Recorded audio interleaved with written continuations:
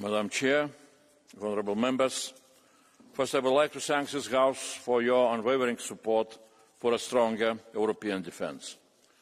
Opinion polls clearly show, in these dangerous times, our people expect Europe to be strong in the world and strong in defence.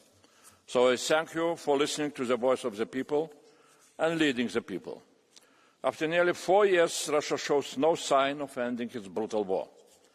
And our American allies' strategic priorities are now in the Indo-Pacific and the Western Hemisphere. They said that very clearly in the National Defence Strategy published 2 weeks ago, and that they expect us to take responsibility for our conventional defence. European responsibility does not mean without NATO. NATO is a foundation of our collective defence in Europe, and essential for our transatlantic ties and our voice in the world. European responsibility means making NATO stronger by strengthening our European posture inside NATO. It means taking care of our own defence needs, led by the Member States, supported by the European Union. For example, we now depend on America for strategic enablers, like space intelligence data or air-to-air refuelling. We need to be ready to replace American strategic enablers with our own European ones. This should be our strategic priority. And we need to be ready to replace other conventional defence resources placed by our transatlantic partners on the European continent. This is a first step towards our independence. European responsibility for defence also demands an institutional framework for our cooperation, an European Defence Union. You ask, how do we build a strong European defence in this current international environment? And my answer is very simple. Ramp up defence production. Ramp up with greater urgency. Ramp up with greater energy than ever before. Our defence industry must now rise to this historic challenge and scale up their production lines and produce. But it sometimes seems as if our industry is not yet ready to face a coming demand shock. So I strongly support the call by President Macron to industry. Please deliver. Please ramp up your production potential and capacity. Because that is the goal of our defence readiness. More production power, more innovation, stronger deterrence. And the biggest dividend is peace. And I call on all defence ministers, inform us if you experience delays in delivery. We need to understand what causes delays and how to tackle them. So industry can count on our full support. And we support industry very concretely. Last week I held the first meeting of the Security of Supply Board, which will monitor supply chains so industry can deliver at scale and speed. And soon I will go on a missile tour to engage with Member States and industry how to best accelerate missile delivery to Ukraine and to our own stockpiles. This is European Union added value in practice.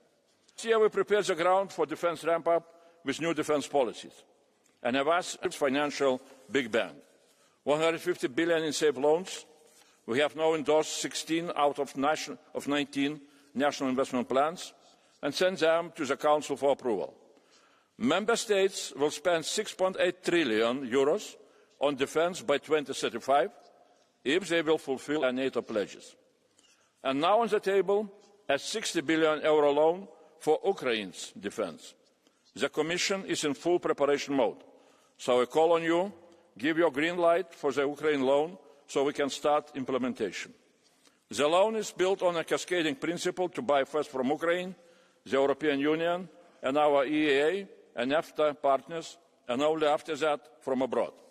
So if industry cannot deliver, Ukraine can go to world markets. And Ukraine needs these weapons now. Defence ramp-up will not only benefit our defence, but also our competitiveness. I know you have a big debate on competitiveness tomorrow. Mario Draghi said, marginal reforms will not restore competitiveness. Only massive coordinated investment supported by EU instruments, up to 800 billion euro in additional investment per year is needed. That is exactly where we can bring strategic added value for our competitiveness with our defence spending, which during the next 10 years can on average reach almost €700 billion annually. A massive boost for our competitiveness, but only if it is spent properly. Mario Draghi also clearly wants spend it in a fragmented way, spend it outside Europe, and that would undermine our competitiveness. And it would also harm our defence. Europe faces a decisive choice in defence: act divided and damage our competitiveness, or act united and make defence spending the engine of our economy. So we are saying to Member States, coordinate, set priorities, not only national but also European, fully in line with NATO. Use new possibilities in EDIP, in European Defence Industrial Programme, to create European defence projects of common interest, our defence flagship projects, that no Member State can build alone, but that protect the entire Union. For example, the Eastern Flank Watch, flagships on drones, air defence, missiles and space. Honourable Members, as Jean Monnet predicted, the European community will be born out of a crisis. The current security crisis is also making us stronger. The European Union is historically an economic giant. When it comes to defence, the European Union is also a giant, but a sleeping giant. In this world of giants, we too must be giants, true to our values and strong. Dear friends, let us together wake up the sleeping giant of Europe. Thanks a lot.